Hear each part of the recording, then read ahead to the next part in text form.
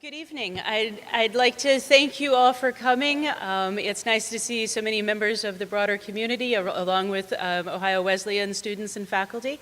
I want to go ahead and get started today because we have a little bit of extra special ceremony this evening to formally mark the 30th anniversary of the Sagan National Colloquium. And to make a few remarks about that, President Jones has joined us. I want to take a moment and please ask you to remember to turn off computers and cell phones and things that make unexpected noises. Oh, thank you.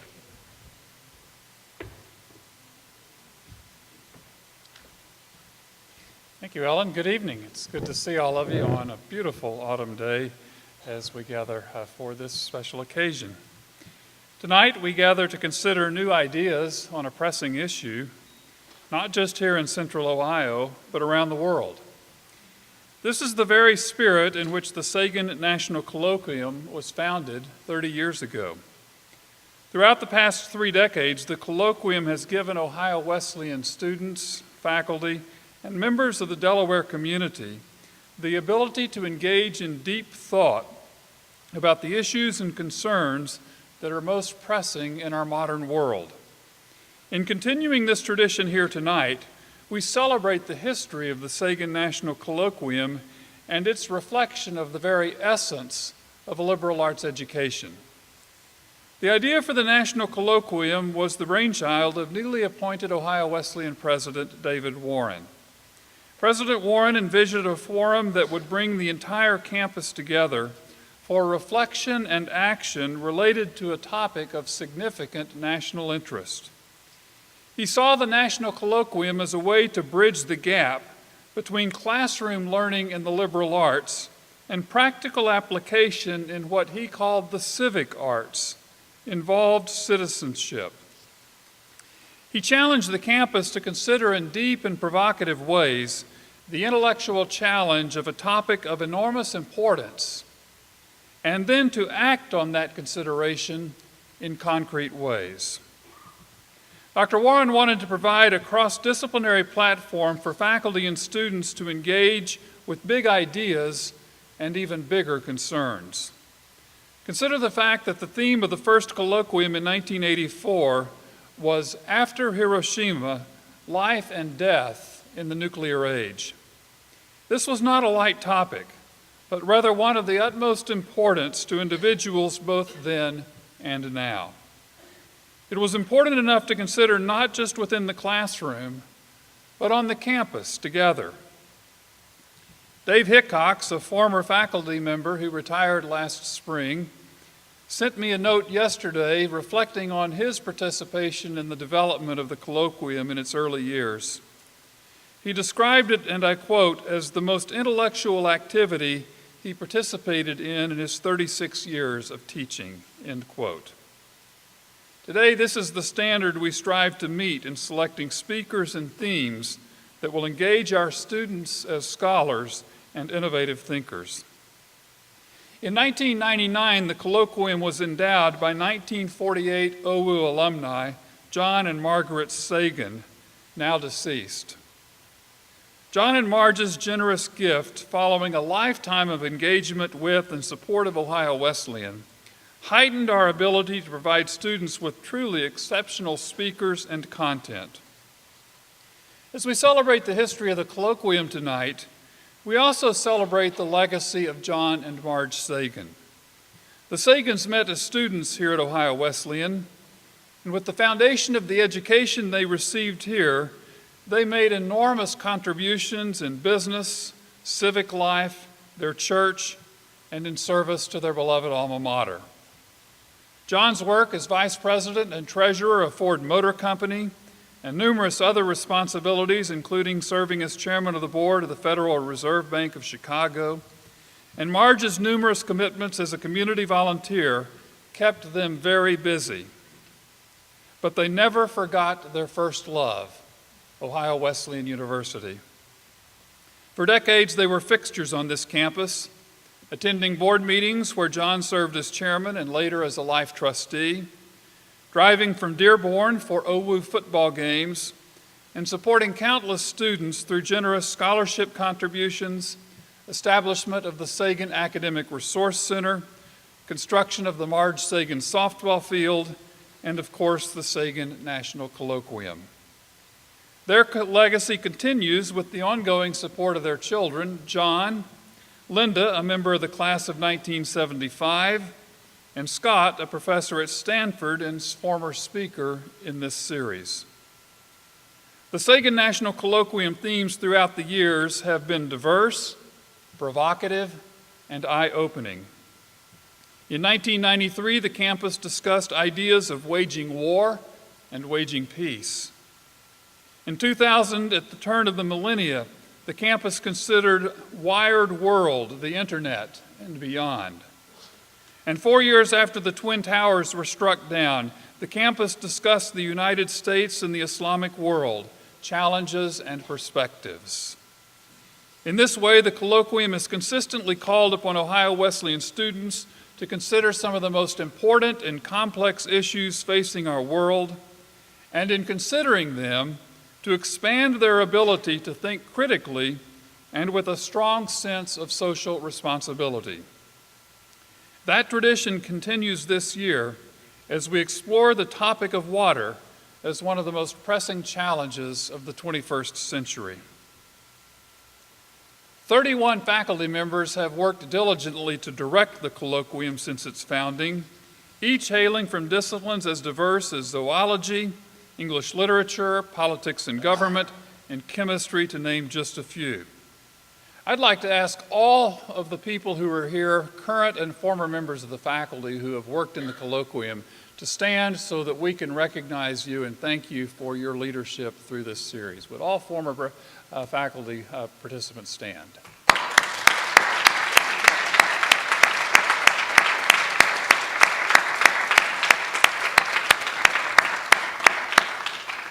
Thank all of you for being here. We have the full 3 decades of the Colloquium represented with us this evening.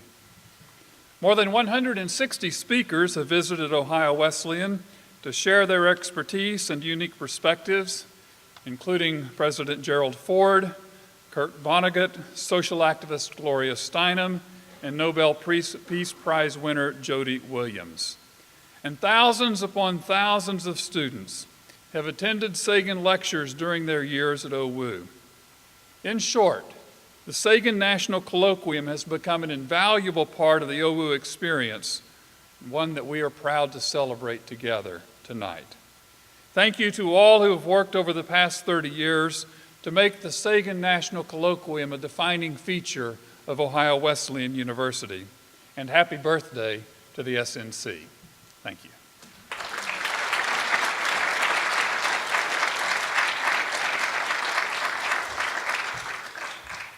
Thank you very much, Rock. Before we get into tonight's main event, I'd like to take a moment to make a few announcements about upcoming events. This Sunday, we will be continuing the conversation about both plastics pollution that began with Donovan Hohn's lecture and about freshwater conservation, which we'll be hearing more about today, with a free public outdoor screening of the award-winning documentary Tapped about the bottled water industry. The screening will take place right behind me in the Hamilton Williams Amphitheater. In case of rain, we'll be in here, but things are looking great. And so if you come right at dusk, screening will start once it's dark enough. Bring blankets and your favorite picnic food and come join us for the first of our 2 movie events. And then a week from today, we'll be joined by John Sabra, who is an Ohio-based artist whose work is currently hanging in the gallery in Beagley Library, who will be coming to talk about that show and about the processes he uses to turn pollution into pigments.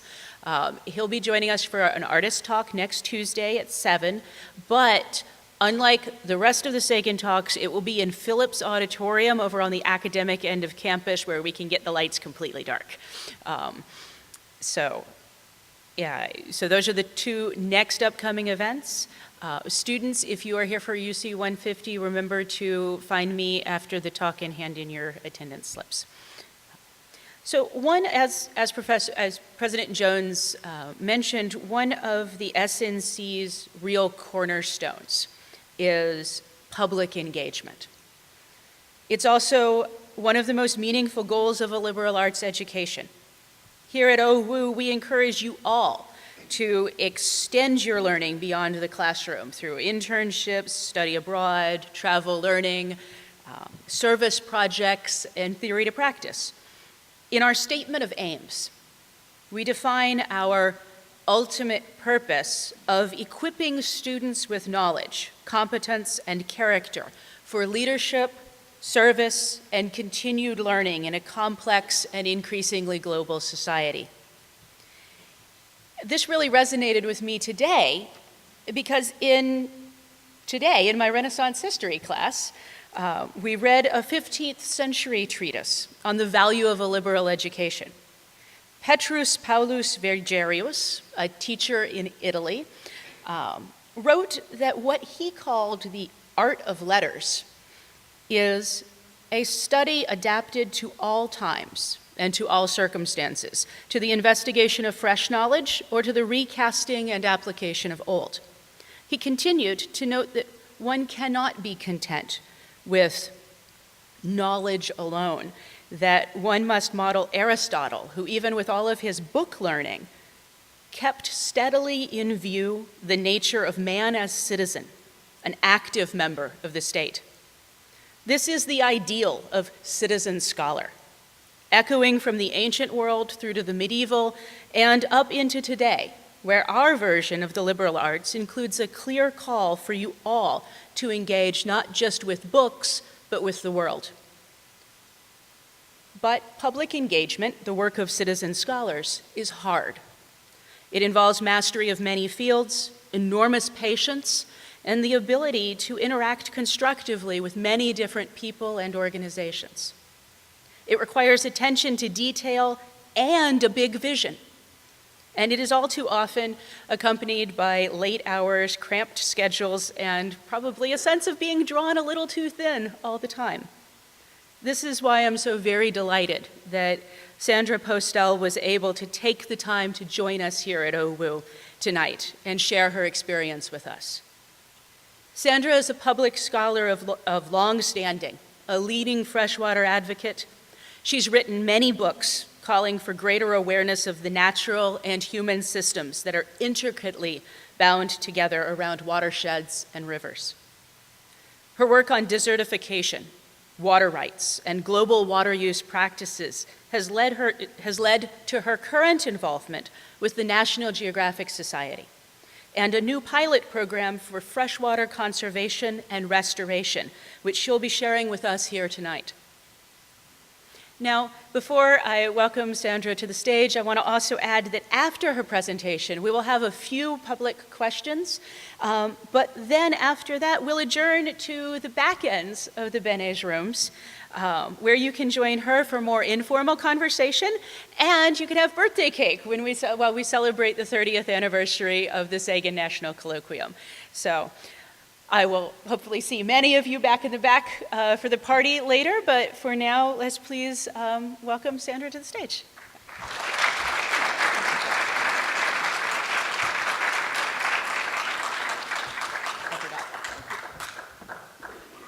Thank you so much, Ellen, and thank you, President Jones. I'm so delighted and honored to be here, especially on this 30th anniversary of what I have come to see is really a very, very well thought of and incredibly important colloquium here on campus, the Sagan Lectures. And also I know the Sagan family is not here, but they may see this video, and so I want to thank very much the Sagan family for their support for this colloquium, and I'm really, really honored to be a part of it this very year. And so thrilled you chose freshwater for your 30th anniversary issue. Thank you all, too, for coming out tonight. I know you've got a lot of things in your life, and I really appreciate your coming out to think about water with us. Water. So all we have to do, I think, these days is open up a newspaper, listen to the news on the radio, to see that the human story over the next few decades at least is going to be very much a water story.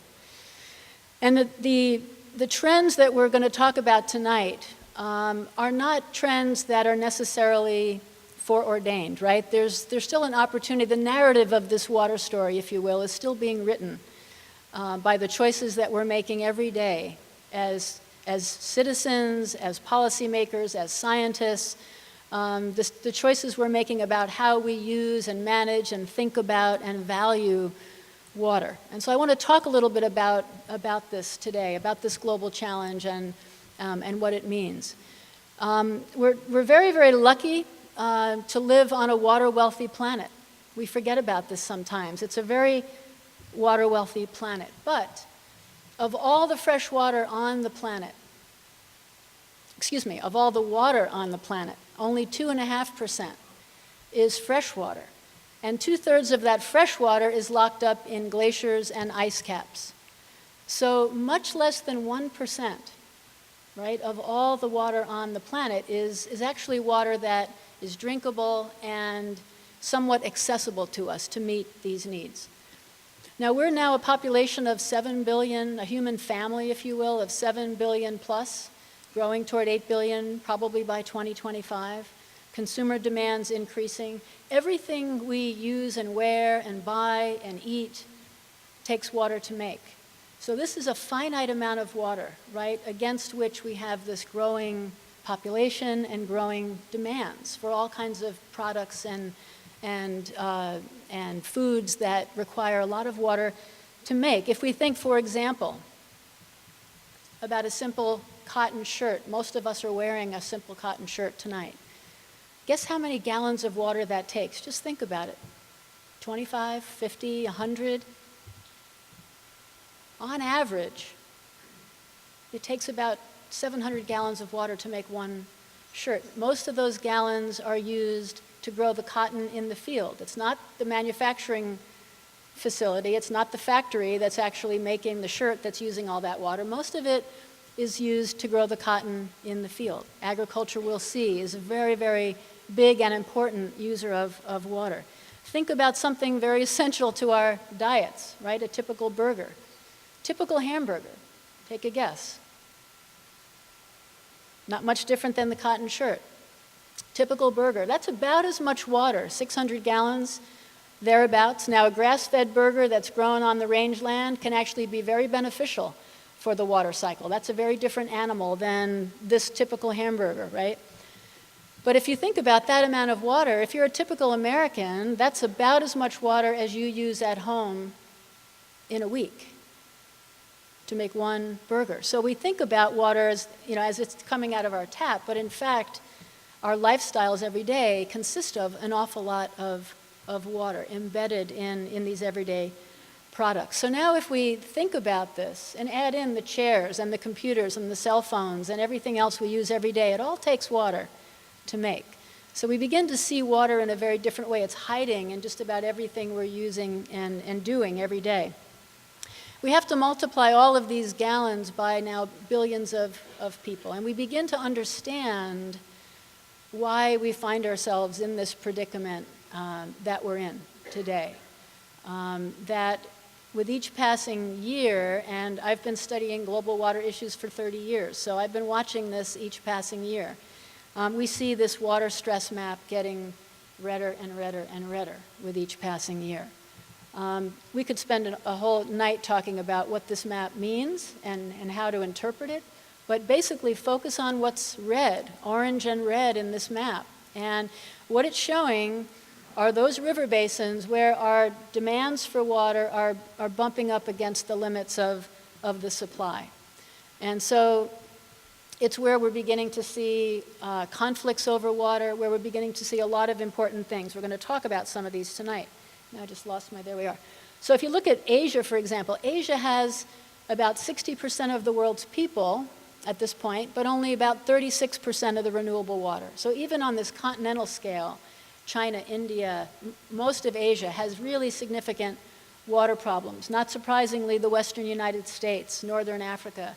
But added up, this is a really significant global challenge. And so as we think about this human population, right, moving toward 8 billion and then 9 billion by 2050, the challenge begins to come very, very much to the fore. How we're going to meet, all of these needs with a finite supply of water and still keep ecosystems, the web of life, intact and working in ways that are good for the planet as a whole.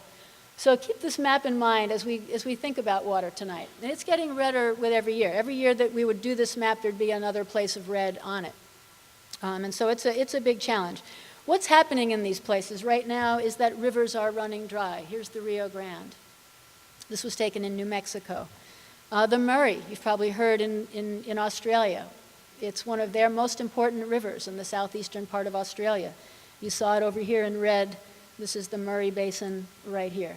And they're dealing with challenges of that major river running dry as well. And of course, the Colorado River in the western United States. This is the lifeline of the American Southwest, sculpted the Grand Canyon. And for the last 90 or so miles, the river runs dry most years. It doesn't reach the sea in most years. And we're going to talk about the Colorado a little bit later. But again, keep this in mind. This is the delta of the Colorado River, which used to be a magnificent place. The other thing we see, and it's sort of out of sight, out of mind, but increasingly important, is this issue of groundwater depletion. This is basically water that's underground in formations we call aquifers. They're water-holding formations. We rely a lot on water stored underground to meet our needs for food production, to meet our needs for cities, and we're overpumping a lot of this groundwater already in many parts of the world. This happens to be a shot taken over an area called the High Plains. This is western Kansas. If you fly across the country, you see a lot of these circles as you fly over farmland. These are the big center pivot irrigation systems that pull water from deep underground and then irrigate crops on the land. But we're overpumping a lot of this water now, not just in the High Plains, which is for us a very important agricultural system. It's one of the biggest aquifers in the world and very important to our food production, but also in China, also in India, the Central Valley of California, which we're hearing about because of the drought in California. So when you add this up, now we begin to see that we're actually growing about 10% of our food by overpumping groundwater, right? So that's, by definition, an unsustainable thing. We can't continue to do that forever. At some point, we're going to have to balance that out. So you can think of it as sort of a bubble in the food economy, right? If you're overpumping, if you're mining, we're in a sense using tomorrow's water to grow our food today, right? So it's a borrowing from the future to meet our needs today. And it's sort of a bubble in the food economy that we're going to have to reckon with at some point in time. So this is a growing concern to a lot of people, but it's not visible to us. It's out of sight, out of mind, and getting quite a bit worse. We also now have this thing called climate change, which is really changing everything.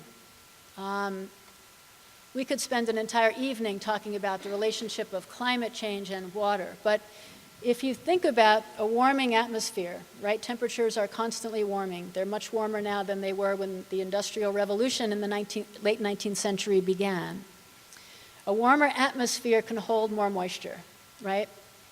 And as you get more moisture in that atmosphere, you're speeding up the global water cycle. And so we have this speeding up, if you will, of the global water cycle. We're going to see more of all these things. We're going to see changes in precipitation patterns. We're going to see more floods and more droughts, changes in river flows. We're already seeing these things happen, and there's going to be more and more of it. Glacial melting, which is going to impact billions of people that rely on the rivers that are fed by those glaciers as they melt. What happens when the glaciers are gone? These kinds of questions are really coming to the fore now, and as the scientists are looking more and more at these trends, we're finding they're unfolding a lot faster than anyone thought they would. When you look at the original reports of the Intergovernmental Panel on Climate Change, some of the anticipated benchmarks, we're already getting to them much sooner than we would have thought. And so these things are happening sort of before our eyes. And while we can't pin any particular drought or any particular flood on human-induced climate change, we're seeing exactly the kinds of things that scientists anticipate we will see more of. And so it gives us a taste of what the future is going to bring. And it's not going to look like the past. In 2008, I believe it was, a group of water scientists wrote a fairly seminal piece in the journal Science. And the title of this journal article was "Stationarity is Dead." And stationarity is this fundamental concept that while things vary, we're talking now about water systems, about hydrologic systems, there's natural variability in the system, but it has historically been within a knowable boundary. So you have floods and droughts, but we know the boundary in which those are going to occur. And what this article was saying is we're now moving outside that envelope. We can't really anticipate what things are going to be like. And so stationarity is dead. Another way of saying it is the future is not going to look like the past. And so for water managers, for people who manage water, figuring out how to move forward is really tricky. Where do you build a dam? How big does the dam need to be? Are the levees going to hold during the next flood? Are we going to be able to have enough water in this reservoir? How do we go about it if we can't use the data of the past to guide us into the future? So we're dealing with an enormous amount of uncertainty as we yet have to adapt, right, to this new future. So it's going to be a really interesting time. I like to think about sort of the human and global system of water as affecting and being affected by, right, these three very important sort of interrelated trends. And I'm going to talk just a little bit about these before we move into what do we do about all this. And we're beginning to see how these trends interrelate more and more. So water-related threats, I think we're seeing increasingly through food prices and food security, through what's happening to ecosystems, which of course support our economies and the whole web of life, and then social and political stability, which comes back to influence these other things. And so you can think about this as this interconnected ecosystem, if you will, of water threats that we're having to deal with at the same time. And the Pentagon looks at these trends now and says climate change is a threat multiplier. That's the word the Pentagon uses as they think about the geopolitics of water and security around water, that climate change is a threat multiplier. So these things are already happening, right? But climate change is magnifying the threat. So we have to add that in. It's not causing it. These trends already exist, but it's a magnification of them. So keep these ideas in mind. I'm going to talk just a few minutes about each one of these. We're in a very interesting time with food. If you think back to, this is a graph, by the way, of the World Food Price Index that the United Nations Food and Agriculture Organization puts out periodically. And you can see that food prices were pretty stable for the better part of the last couple decades. And then in 2008, and again in 2011, 2012, we had this sort of spiking effect in food prices. And what happened during those years is we had food riots in about a dozen countries in 2008. Haiti, Senegal, Mauritania, there were food riots as food prices went up. When food prices go up, you and I experience it very little. Might be an increase of a few cents for a loaf of bread. But for poor people, it is a very significant chunk of their income. And if they can no longer afford that bread, they go from 3 meals to 2 meals. And so we saw hunger increase during this time from about 850 million people to 1 billion people who were hungry, 3 meals down to 2 meals a day, or something like that. And so that builds social instability. And some of the trends, the water trends that are driving these price spikes are these. This ongoing water stress that we saw on the map, the changes in diets as people achieve higher levels of income, right? One of the first things people do when they move from poverty into the middle class is start adding meat to their diet. And as we saw, meat is a fairly water-intensive food compared to many other foods. But it's good protein. People begin to add meat to their diet as they can afford it. So we've now had 300 or 400 million people in China in the last 15 or 20 years move into the middle class and begin to add meat, especially pork, to their diet. So that's a big increase, new increase in demand.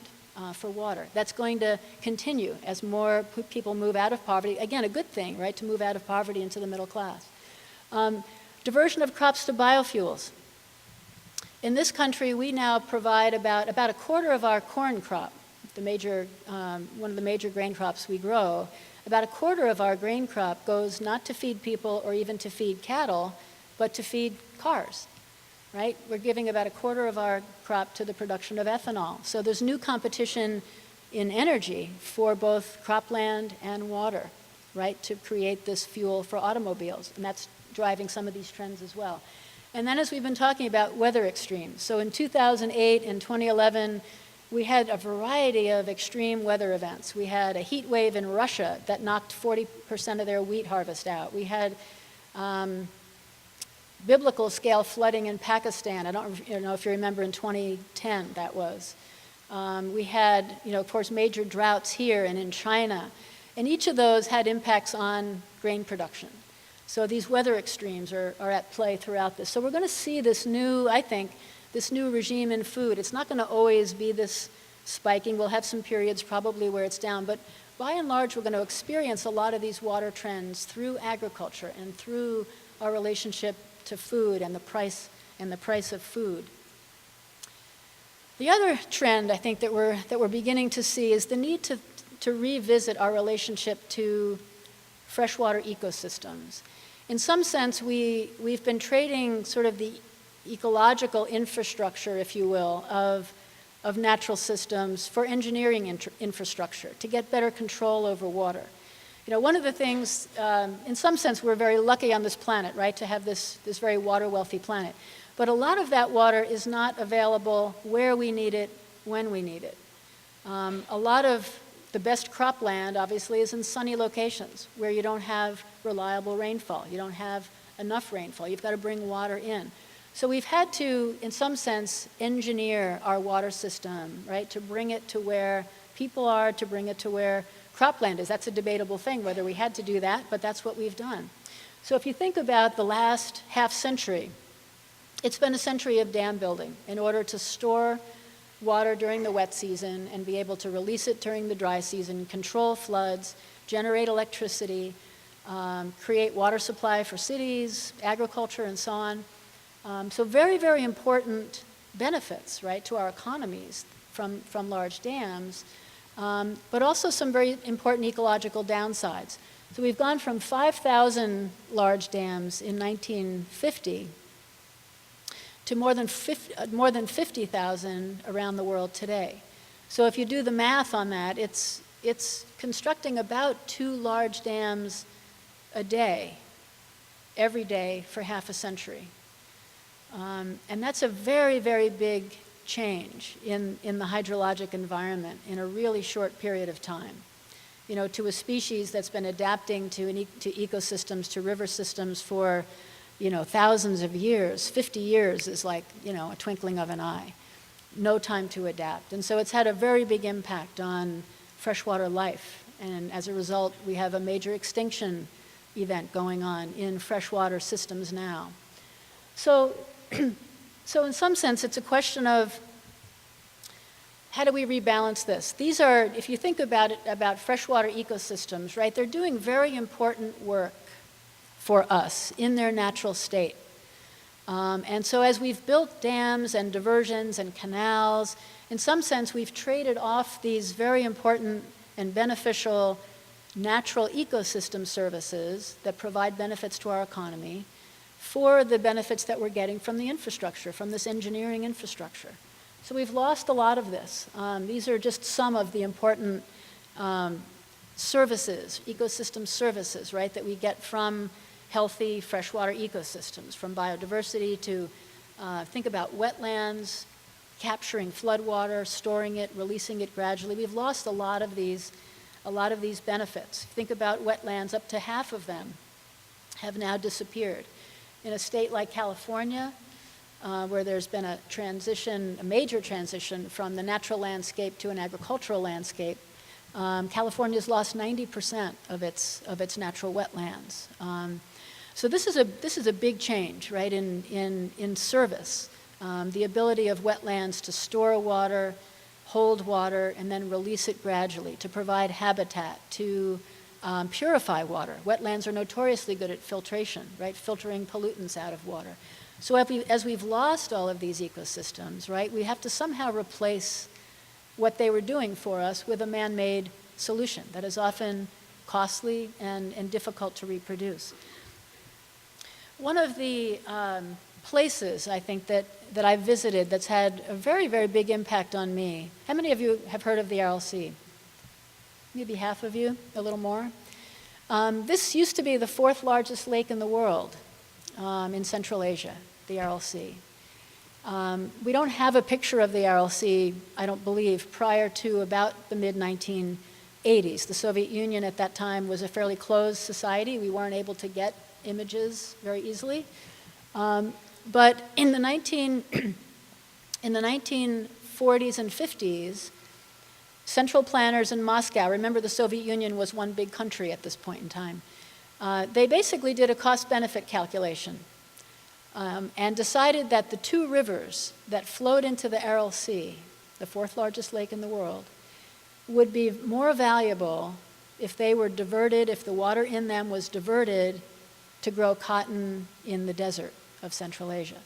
And so they built a very big canal called the Colloquium Canal. It's actually the biggest water supply canal in the world, to take the water out of those rivers and allow farmers to use it for irrigation in the desert. And it seemed like a good idea, right? Just by a calculation of value. Are we going to get more value out of the lake or more value out of using that water to grow crops? In the early, I think, 1990s, I had lunch with a Soviet parliamentarian. He had come to Washington, and he told me that he had a map on his wall in his office in Moscow that depicted Central Asia without the Aral Sea. So in a sense, it was a planned destruction of the biggest lake in the world, the 4th largest lake in the world. At any rate, this is what happened. So you think about the Aral Sea sitting in a desert, it's like a swimming pool sitting in the desert. If you don't fill the swimming pool, it's going to evaporate away. And that's exactly what happened to the Aral Sea. Over time, it began to shrink and shrink and shrink.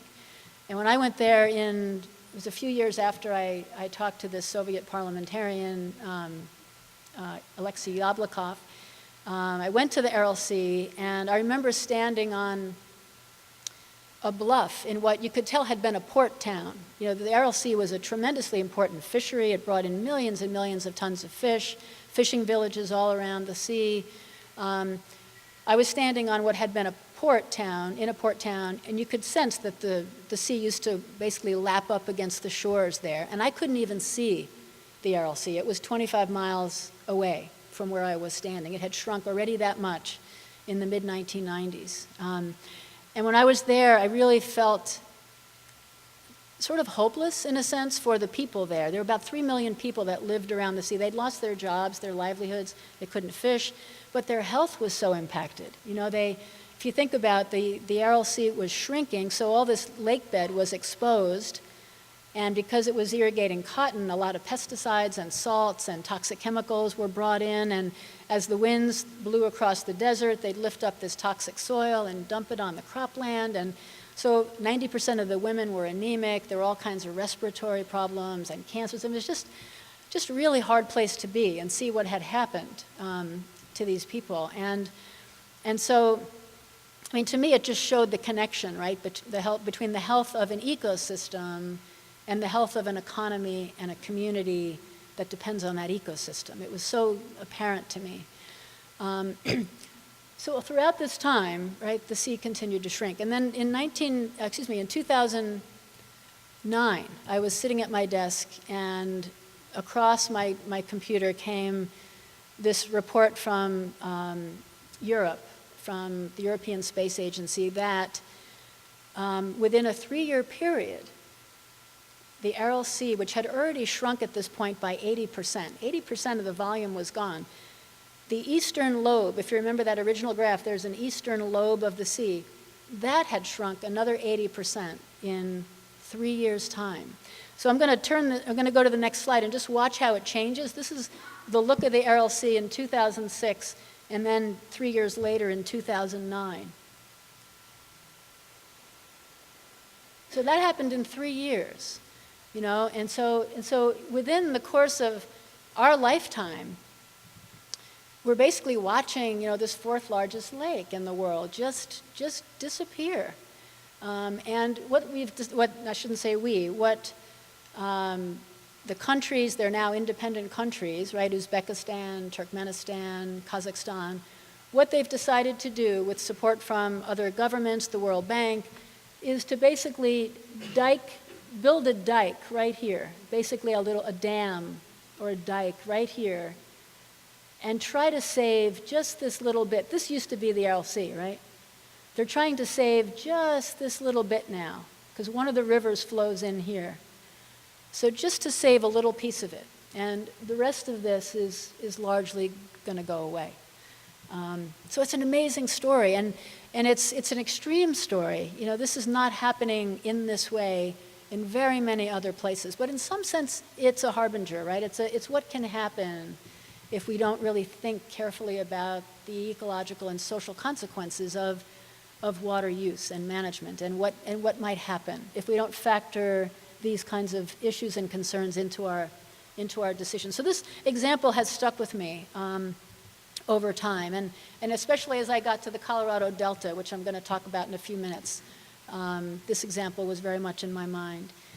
So this is the question I spend most of my life trying to answer. What do we do with all this?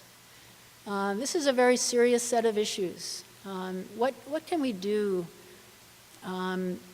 to make sure that we do have a more sustainable, secure, lasting future with regard to this thing called water, the basis of life on the planet? It's not simple, and there's no easy answer to it. And I work on this every day, and I'm not sure, really. But I think I have some idea of the sorts of changes we might need to make, so I'm going to just try to share those with you and look forward to getting your thoughts and feedback on this. Obviously, we have to somehow come to grips with the underlying drivers of this. So population and consumption growth and climate change, those are big drivers of all these trends that we are, as a society, we do need to deal with. I'm going to talk just about the water piece of this, because we could spend, again, a whole evening just thinking about those big drivers. But keep those in mind, because I think without dealing with those fundamental drivers, we don't have too much of a chance of dealing with these water issues. But if we think just about water, I think to some extent it's important to begin with the mindset that we've had around water. You know, as we've gone about developing water in the way that we've had. And to some extent, I wanted to put this up. Because this is the framework that I use as I think about these solutions, that these are the two big things, right, that we need to deal with.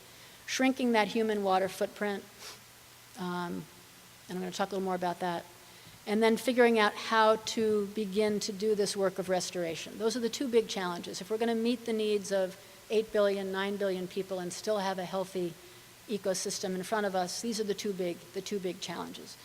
So the first thing in terms of doing that, I think, is being aware of this mindset that we have when we think about water, and when we've gone about sort of developing and using and managing water.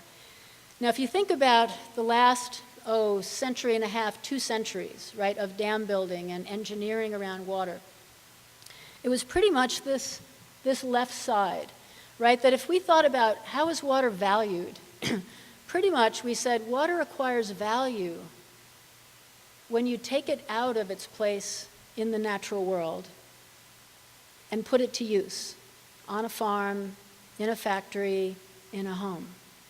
So that was what water development was all about. It was figure out a way to capture it, store it, move it to where we need it, take it out of its natural place and put it to use. And then you can see its value in an increase in GDP and so on. We can measure it, we can calculate it, its growth and its good. What we didn't get at the time, right, were these ecosystem services. They were hidden, they were unknown to us. And as long as we weren't so close to the limits of of the water supply in any given river basin, it didn't matter so much that we hadn't thought about that. But now it matters because we've come closer to the limits in so many places, all those red zones. And so I think the challenge now is to figure out, how do we revalue water? How do we think differently about the value of water? And then put that into practice, and then put that into policy. And so I think it's really this. It's about figuring out what this balance is. If we think about the value of water extracted from a river, from a lake, from groundwater aquifers, and put to use, plus the value of water left in nature, right? For fisheries, for habitat, for water filtration, for water cleanliness, for beauty, for aesthetics, for all these things that we value water for. Where do we go when we go on vacation? We go to water, right? We want to be nurtured, we want to be cleansed, we want to be renewed. These things don't have a market price, so we haven't taken them into account. They're there, but we haven't put a price tag on them. And so we've got to figure out a way to find that balance. Obviously, we need to use water for all these things, growing food, but we also need water to do its work in nature. So if I think about how do we find that balance, some of the things that we could do, right, to begin to rebalance this and come back to a place where we have a more true sense of the value of water, a higher value of water, because we're taking into account both the ecosystem needs and the economic needs of water. One of them is to consciously start to rebuild this ecological infrastructure. I talked a little bit about wetlands. Strategically restoring wetlands could do an awful lot of good. This is an image, I'm sure some of you remember this. In 2011, the whole Mississippi River Valley, the whole Mississippi watershed was in flood. One of the really historic floods along the Mississippi. And while this flood was going on, I went into the literature and started looking at how much of the upper Mississippi River basin had lost its natural wetlands. Again, mostly to be put into agriculture. And there was an interesting report, a document that was mostly focused on bird habitat, but it had cataloged the loss of wetlands in the upper Mississippi. And you added it up and you got to about 35 million acres of wetlands that had been drained, right, and put into alternative land uses. That's an area about the size of Illinois, right, that used to be there in the upper watershed to capture floodwater, slow it down, store it. You know, wetlands act like a sponge like that. They capture the floodwater, store it. And remember, the next year was a drought. And so we had this amazing flood, terrible drought. Remember in 2012, shipping nearly had to close down on the Mississippi. It was so, the flows were so low. So if you think about some portion of those 35 million acres maybe having been in place to do their natural work, maybe the flood damage would have been less. Maybe we wouldn't have had to blow a levee out to save Cairo, Illinois. You remember the Army Corps of Engineers had to blow a levee out somewhere up in here, and here's Cairo, Illinois, to make sure Cairo didn't flood. We won't know, but there was work done after the 1993 Mississippi flood that suggested if we restored just 3 to 4% of the original wetlands that had been in place before that flood, which was the one previous to this one that was the worst we'd had in recent history, we could have saved a lot of that $16 billion in damage. And so, again, strategically returning some wetlands could do potentially a lot of good. New York City has been sort of a leader, I think, in thinking of their watershed in this very holistic way. There are many more examples of various places, cities, countries investing in their watersheds, right, to try to get some of these natural services back. But I really like New York's example because there's hard economics to it, and it's rare to get that sort of thing. But some of you may know this story that if you're a city in the United States, the Environmental Protection Agency requires that if you get your drinking water from surface water, from a river or a lake, you have to have a filtration plant. You have to build a water treatment plant called a filtration plant to make sure that your water system is going to meet drinking water quality standards. Unless, you have to do that unless you can demonstrate that you have good enough watershed protection going on that your water is going to be of high enough quality.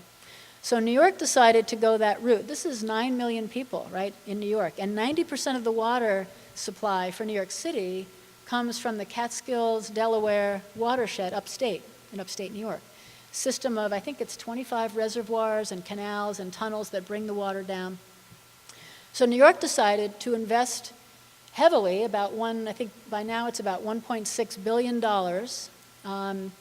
to work with farmers to make sure that they're buffering, their land before their runoff goes into a stream, working with foresters and forestry companies on good watershed practices with regard to forests, retiring some land around reservoirs to make sure that the reservoirs are protected, these kinds of things.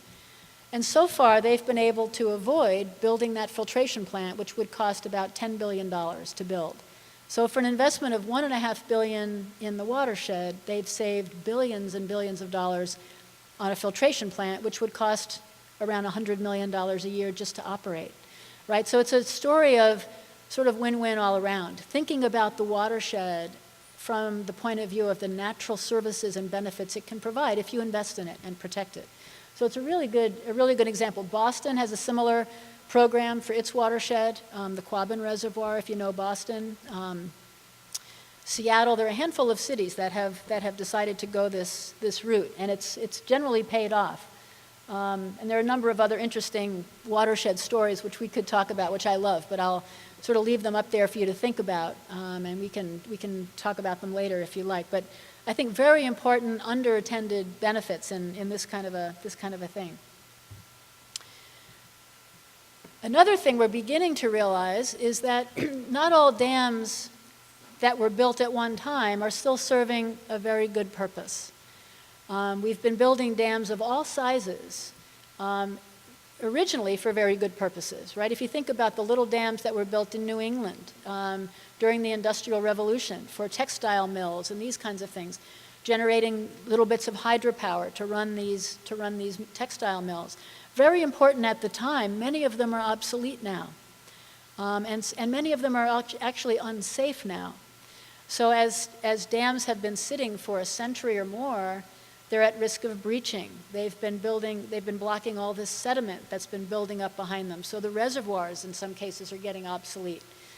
So there's a lot of dams that are blocking rivers, right? Just like you think about something blocking your artery, right? You're not getting nutrients and sediment, in the case of a river, to where it needs to go. And so in some cases, it makes more sense to remove these dams, let the rivers reclaim that stretch, and let habitats come back naturally. So at this point, we've removed about, I think, 1,500 dams in total over the last century, and about 900 of them have come out just in the last 20 years. So this is an interesting story to watch. Again, most of them are coming out in places like Pennsylvania, Wisconsin, New England, where you've got safety issues. But the ecological benefits are really important. I was visiting a little dam that came out in Massachusetts just in January. It was in the Fort River watershed, which is a tributary to the Connecticut River, the biggest river in New England. And within 6 months of this little dam coming out, the habitat had improved enough that the sea lamprey, which is an anadromous fish that comes up from the ocean, in this case, through Long Island Sound and up the Connecticut River waterway, was already spawning right below where this dam used to be. So within 6 months, there was the beginnings of habitat creation enough to allow spawning to happen where it hadn't happened for over a century. So you can get some really good benefits in a very short period of time. Some big dams are coming out in Maine, in Washington State, and again, within a year or two, we've seen runs of herring and Atlantic salmon and various other species of fish begin to really rebound in a remarkably short period of time. So here's this dam happens to be one in California on the Carmel River in central California. This was the biggest dam removal project in California history on a beautiful little river called the Carmel. That's just coming down now. So this is another way of, again, achieving good ecological outcomes without having to sacrifice much of anything. In fact, improving safety and other things. So that's beginning to happen. The other thing, and I've thought a lot about this, I wrote a book largely on this issue a few years ago, is we have all these dams. This is showing most of the federal dams in this country. We have 1,932 federal dams. These are dams operated largely by the Army Corps of Engineers, the Bureau of Reclamation, and then regional authorities like the Bonneville Power Administration, TVA, Tennessee Valley Authority. We have all these dams that were federally funded dams, taxpayer-funded dams, that we could begin asking a question, right? We built them for all those good reasons, right? Hydropower, flood control, water supply, and so on. But we didn't think much about the ecosystems that they were interrupting at the time we built them. So what if we went back now and began to ask that question systematically? Could we give the rivers back some of the flow that would help them give the fish their life cycle cues, restore habitat? And where this has been done, we're finding that, yes, in fact, we can get some pretty good value out of that. The Army Corps has been working with the Nature Conservancy, looking at how we can do this dam by dam in 8 different river basins in the country and showing some good results. So another thing we could do that's very, very positive. The other big sort of, I think, frontier of this big challenge, right, of meeting our needs while keeping ecosystems healthy is the fact that there's so much we could do to conserve water and use it more efficiently, to get more value out of every gallon we extract from the natural environment. If we're going to leave some for nature, it means we have to do more with the gallons we're taking out. And the silver lining in this whole picture is that we've barely begun to tap those kinds of solutions. We've barely begun to tap the technologies, the practices, the sort of creative ways we can get more crop per drop, more bang for the dollar, more out of every gallon we extract. There's a huge amount we can do. And it's very important we do this in all the major sectors of the economy, but particularly agriculture, because 70% of all the water we use around the world is used for crop production, is used in agriculture. So it's particularly important there, but very important in all 3 of these major sectors. I'm not going to go into all the ways we could do this in agriculture, but just scan the list. And each one of these has a host of things we could do, right, to get more value per gallon, right, of water we extract. Just one example from the technology side of things. Back in the 1950s, the Israelis developed drip irrigation, commercialized this new approach to managing water for crops and delivering water to crops. But it's only used on 4% of our irrigated land at this point. Some of you may have gardens with drip irrigation. You basically deliver water directly to the roots of the plant. And you deliver just the volume of water the plant needs. And now you can have sensors in the soil that tell you exactly when the plants need that water. So, marrying information technology to efficiency technology is, a game-changing thing, but we're just getting started on this. We're just getting started on these kinds of solutions. So just, we can easily double or triple water productivity, crop per drop, by using a technology like this. Because you're reducing the water use sometimes by half, and some crops like tomatoes and other vegetable crops love to be drip irrigated. They do better, you get higher yield, right? So you can double or triple the amount of crops you're going to get when you switch to a technology like this. And we've just scratched the surface of that. In developing countries too, this was a colleague of mine who I wrote a paper with actually on drip irrigation potential in sub-Saharan Africa. This is a project that she worked on in Benin, a community solar-powered drip irrigation system that's totally decentralized, right? It's kind of skipping over this centralized energy, centralized water, and moving into a localized, off-grid solar energy technology and drip irrigation technology. Kind of like developing countries skipping over landline phones to cell phones. They can skip over the big centralized water systems to these decentralized solar-powered systems. Urban and industrial conservation, super important too. Obviously less water is involved, but this is the water, thinking about the urban water system, this is where you've got millions of people, right, dependent on a limited amount of water in proximity to where they live. And so figuring out ways to conserve water in cities is, especially as they're growing, is increasingly important. I just put this slide up because it was one of the easiest things we did in this country, and most of us aren't even aware of it, it was so simple, was to pass efficiency standards for our basic water fixtures in our homes. So toilets, faucets, shower heads used to use a lot more water than they do now. When I was a kid, a typical toilet used 5 to 7 gallons of water every time you flushed it, right? Now, a typical one uses 1.5 gallons, and you can get them less than that. And a lot of that is due to this legislation passed in 1992 that set efficiency standards. So we basically built conservation into all new homes, all new offices, all new construction had more efficient fixtures and appliances built into it. Didn't have to change our behaviors, didn't have to change our habits, and it was a real water-saving thing. By 2025, it's estimated that just this legislation alone will save us the water equivalent to that used by 6 New York cities. So it's a lot of water. Very simple policy change that made a difference. I mentioned Boston a few minutes ago. This is not a particularly water-stressed city, right? This is Boston. They get plenty of rain. But back in the mid-'80s, they were facing the problem that a lot of cities face, which is they were up against the limits of their supply. The Quabbin Reservoir, some of you may know it, is a beautiful reservoir, but they had tapped it out. They needed more water, and they were looking at a diversion from the Connecticut River, the biggest river in New England. And some of the conservation groups and the citizens sort of got upset about this because they were working on restoring salmon fisheries in the Connecticut River, and the diversion would have an impact on all that. So they basically said, take a look at conservation to the Water Authority. Please look at conservation and see what you could do. And this was not typical at that time. This was the mid-'80s. But they took it seriously and started in around 1987, they put in place one of the most effective and aggressive water conservation programs you can find in Boston.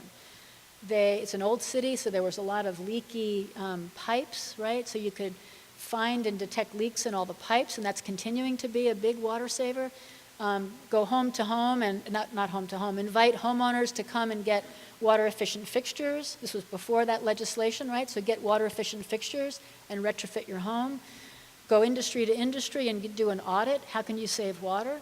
Increase the price of water to give a signal that water is important. So all these things made a difference, and water use came down. So today, water use in greater Boston, this is about, 2 or 3 million people if you count the surrounding suburbs, is 43% lower than it was before the conservation program began. So water use today in Boston is back where it was 50 years ago. And there's been a booming economy, it's been a vibrant city, there's been no loss in that regard. It's saved taxpayers money, it's prevented the diversion of the Connecticut River, so it was good for the economy, good for the river system. And it was just that mindset shift. Instead of looking out for more water when you need it, think about how you can do more with what you've already got. And that was the basic mindset shift that worked and that we're really talking about. The other thing we can do is the personal level, right? I started out by showing, how much water it takes to make a burger, to make a t-shirt. The average American, if we're average Americans, we have about 2,000 gallons of water keeping our lifestyle afloat every day. It's amazing, right? I mean, out of our tap maybe comes 100 gallons a day, indoor and outdoor use of water at home, maybe 100 gallons a day for an average American. But if you count your diet, your energy use, takes about 13 gallons of water to put a gallon of gasoline in your car. So you add the water footprint of your diet, your energy use, our clothing, our miscellaneous purchases of this and that, plus your home water use, you get to, you can see it here, a little over 2,000 gallons of water a day. Right here. This is a screenshot I took of a water calculator that we built for our National Geographic website. We did this about maybe 6 or 8 months after I got to National Geographic. It felt like a tool, right? An educational tool that people, the everyday person from an 8-year-old to an 80-year-old could use to understand their personal water use. So it kind of walks you through your lifestyle and asks you questions about your diet, your energy use, how many trips do you take, how much meat do you eat, and this kind of thing. We have a nice friendly duck that kind of walks you through your everyday lifestyle. And you answer questions, so you come up with your number. Are you more or less than, this was an incomplete picture, so this is probably mine. So I had only done this, and the reason this is so high, my home water use, is because I live in New Mexico. If you have any vegetation that you water at all in New Mexico, you're going to be high here, but I'm actually very low here and reasonable here, so I come out on the low end, and most of you probably would too if you're at all conscious about water, but it allows you to just get more conscious, right, about your personal use of water in all these different facets of your life. And it's been a very popular tool at National Geographic on our website. So, Ellen mentioned this work that I'm doing now, and I'm going to spend just a couple of minutes talking about this before we have cake. It's a campaign called Change the Course. And when I got to working with National Geographic, I was very clear that I wanted to do something around freshwater education. Building this calculator tool was part of that. But I was also very clear that I wanted to do something that addressed this big challenge that I've been laying out tonight. How do we shrink the footprint? How do we restore water to freshwater ecosystems? How do we begin to address this as a society? And I figured working with National Geographic, you have a chance to actually do something in a micro way, but big enough that it could become something. And so it took a few years, but we basically have pulled together, I think, what I think is a new model of conservation and restoration that has the potential to scale up. So I want to just describe to you how this works and see what you think about this. As I mentioned, we're calling it Change the Course. And it basically brings together the public and businesses, right, that are making the products that we use every day, and conservation groups that are working on the ground, doing the work of restoration, freshwater restoration. It brings these three groups together to try to do those two important things: shrink the human footprint, restore ecosystems. And we're piloting this in the Colorado River Basin, which is probably the most iconic river basin in the country. As I mentioned, sculpted the Grand Canyon.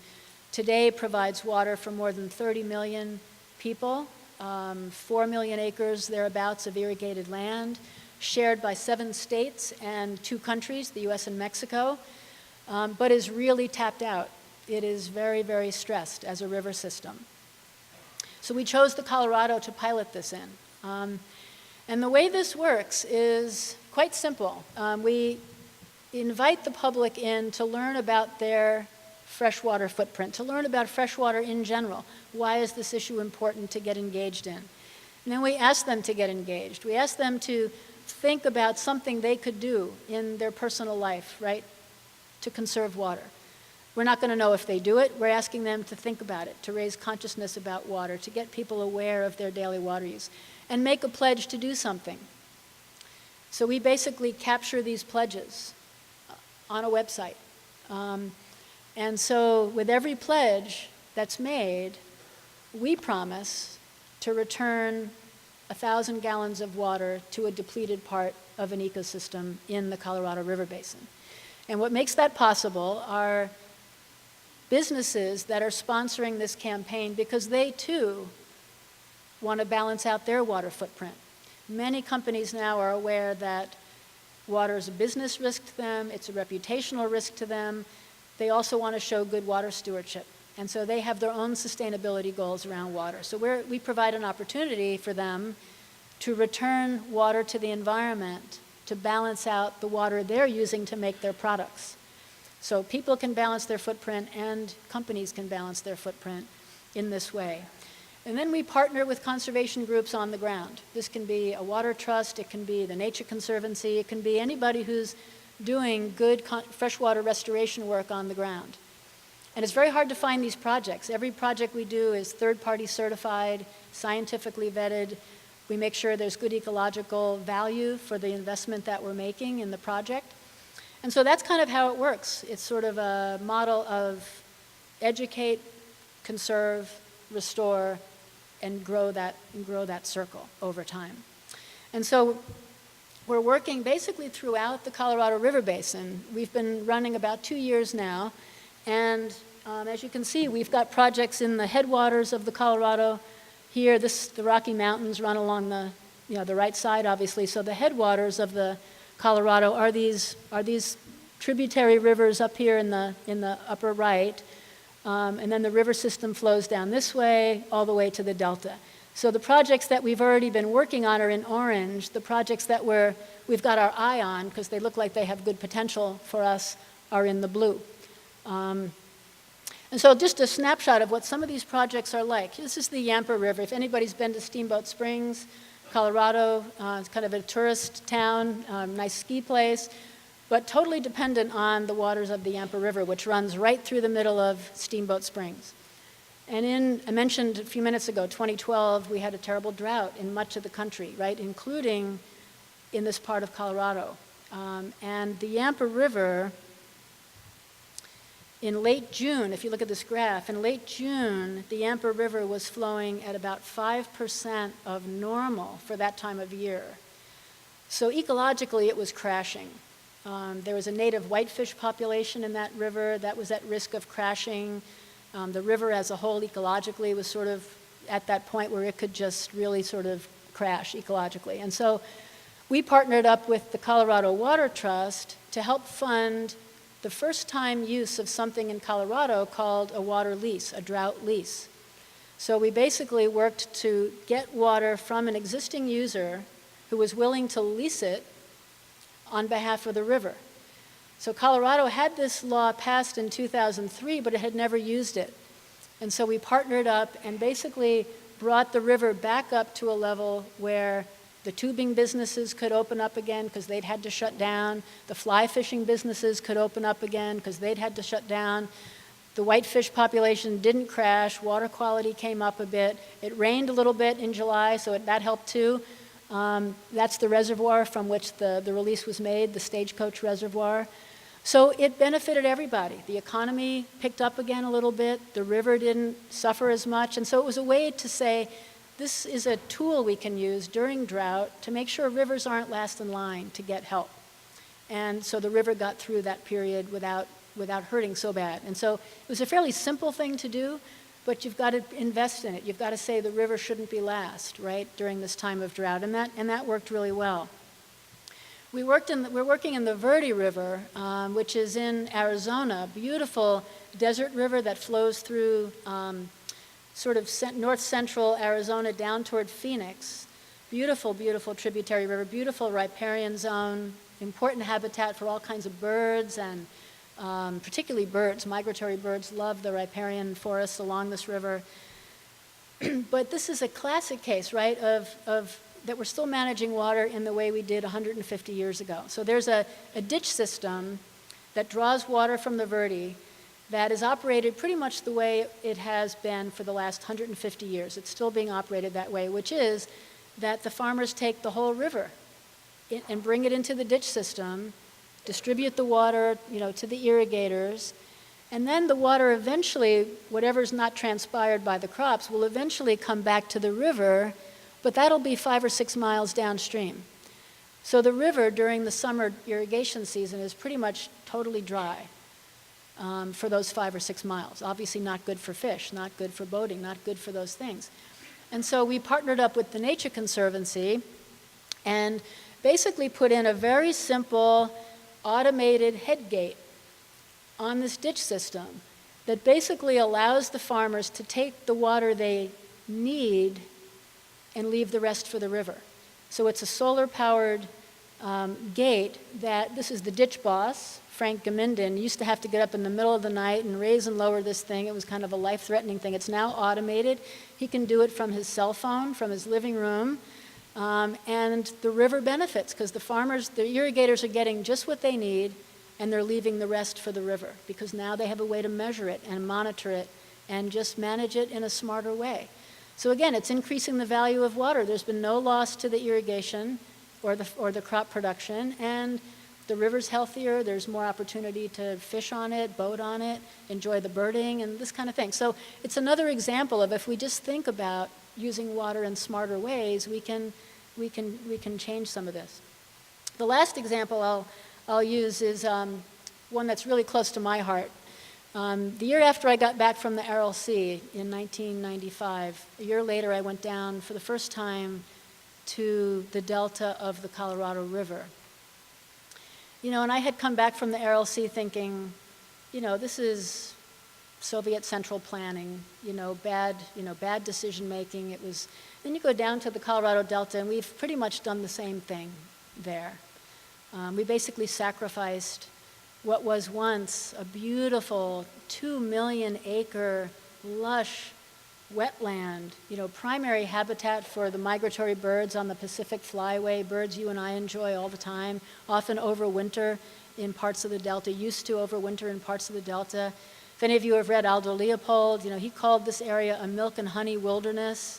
It was a land of 100 green lagoons. He canoed through this Delta in 1922 with his brother, the year the Colorado Compact was signed and before Hoover Dam was built. So it used to be an amazing place, and it now looks mostly like this, very desiccated. There's nothing there, some murky pools, salt flats, dried out mud flats. A lot of the birds are gone, a lot of the wildlife is gone. Native trees, cottonwoods and willows, largely gone.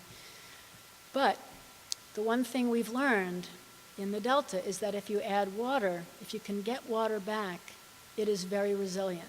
It will come back to life. And we've seen this in a number of ways. And so it's inspired the conservation scientists and the conservation community to think about, if we got some water to the Delta, where would we put it? How could we use it to the best effect? And all this was going on when in late November 2012, so just about 2 years ago, the United States and Mexico, with a lot of work and support from the conservation community, signed an agreement to amend their treaty that says how they share the Colorado River. And the amendment did a number of things, but one of the things it did was agree for the first time to give some water back to the Delta. This is the first time, I think, two countries that share a river, so an international river system, the first time two countries have agreed to work together to give water back to an important ecosystem. And the Delta is a hugely important ecosystem, used to be one of the most important aquatic ecosystems in the world. So this is just getting underway, and it's a major restoration effort. And so in March, this past March 23rd, actually a Sunday morning, this is the Morelos Dam in Mexico, right at the border of the US and Mexico. And for the first time, the gates of Morelos Dam shouldn't go like this. They were opened. No, they were lifted. And water began to flow through the Morelos Dam. So the reason this never happens, right, is you've got this dam right at the border of the US and Mexico is only allotted 10% of the Colorado River. So that whole 10% is needed for Mexico's irrigated agriculture in the Mexicali Valley and to supply Mexicali, the city. So they would take their share and use it just the way we used our 90%. There's no water left for the Delta. There had been nothing flowing through the Delta for many, many years. And so this was a new thing. The gates opened and water was allowed, instead of going into the canal, to flow back to the channel of the river. And so this is the start of what became known as the flood pulse. And the idea is to mimic, right? If you think about the Colorado River, it's a snowmelt river. Every spring, naturally, before the dams, it would flood and it would flow through the Delta, cleanse the channel, restore the habitats, encourage the germination of the native trees. All that was lost, right? So the idea is to try to mimic that. So here we go. So this is on March 23rd, the dams open up. We were down there for a couple weeks when this was happening to try to capture some of the event, really.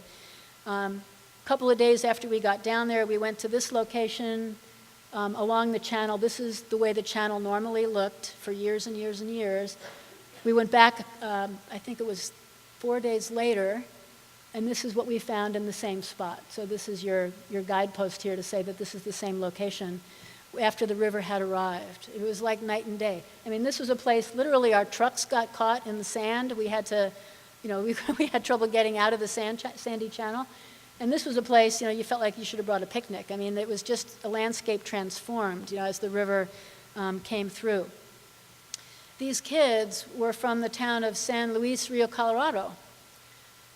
So these kids, until this happened, until this pulse flow brought the Colorado River through to them, to their town, these kids lived in a town that was named for the Colorado River, but they had never seen the river that gave their town its name. And so for the first time, they were seeing a river. These kids were too young to have seen anything like this before. And so a river was in their town again and flowing through it.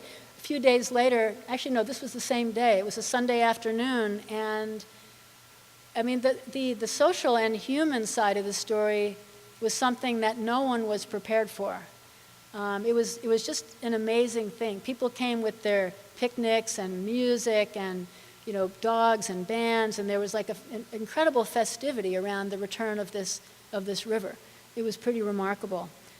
And then about 8 weeks after the gates of Morelos Dam opened, about 8 weeks later, that leading edge of the Colorado River reached the sea for the first time. Very small amount of water. This is taken from the air.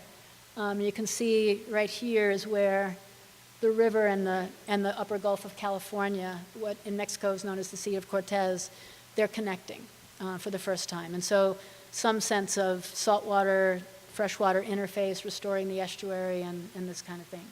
Very small amount of water. Nothing like historically would have happened, but something.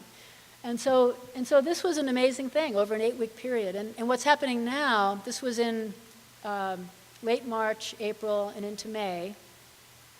And so what's happening now, of course, the pulse is gone.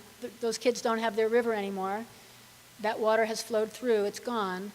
But what's happening now is trying to build on the vegetation and the habitats that emerged as a result of the pulse flow and try to sustain that, try to recreate habitats that are going to be important for the birds to come back and actually have nesting and resting places and feeding places and begin to reconstruct a connectivity of habitat that's going to allow this restoration to continue, with the hope that this 5-year pilot project, which the two governments signed, would be renewed, that there would be a long-term commitment to this restoration to bring the delta back. And so we're actually involved in those, what's called base flows. Right now there's water being provided to active restoration sites to make sure that those native willows and cottonwoods that began to emerge during the pulse flow can actually survive and grow and thrive and create new habitat.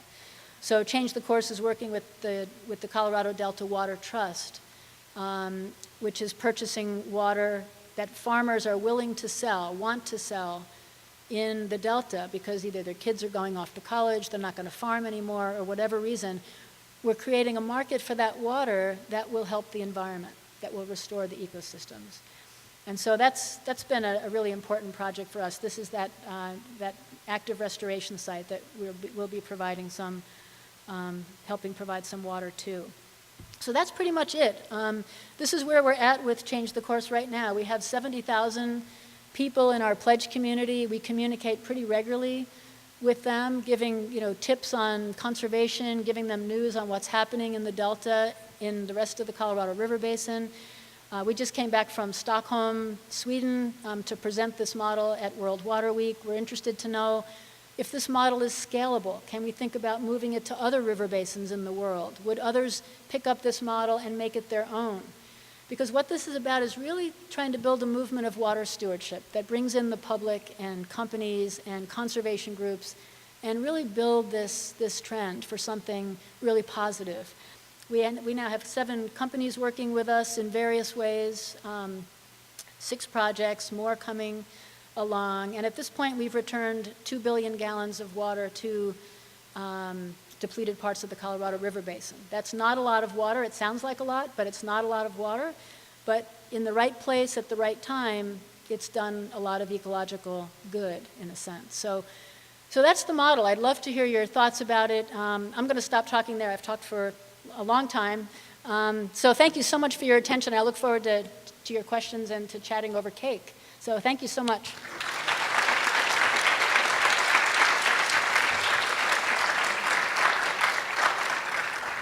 We have time for a couple now? Yes, yeah, I just wanted to say we do have, move away from the speakers. We do have time for a few public questions, and then again, please do join us in the back for informal questions, cake, drinks, etc. So Everybody, I'm gonna pass this around if you have questions. Yeah, you mentioned it, but you kind of went over it quickly. What exactly is a water lease? I didn't understand what that is. Okay, yeah, good question. Sorry if I jumped over a few things a little too fast. So this was the tool that we used in the Yampa River, right? So a water lease is basically the idea that you purchase a short-term use of water. So you're purchasing a set amount of water for a short-term use.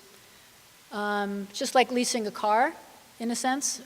So you pay a certain amount of money to use for the use of that water because the water would have been used for something else. So in this case, there was a water conservancy that controlled the water in that reservoir, and it had 4,000 acre-feet, a volume of water that it didn't need to use that particular summer. So we went in and purchased the use of that water to give it to the river. So that's sort of how it worked, and it allowed the river to come up and not crash.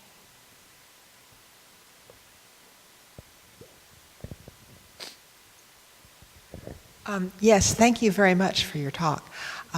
I read in National Geographic about a year ago or so about fracking and using a lot of water, and that a number of chemicals are injected into that water. It's put underground, and then some of it's come back and put in injection wells, and I wondered if you're addressing that issue.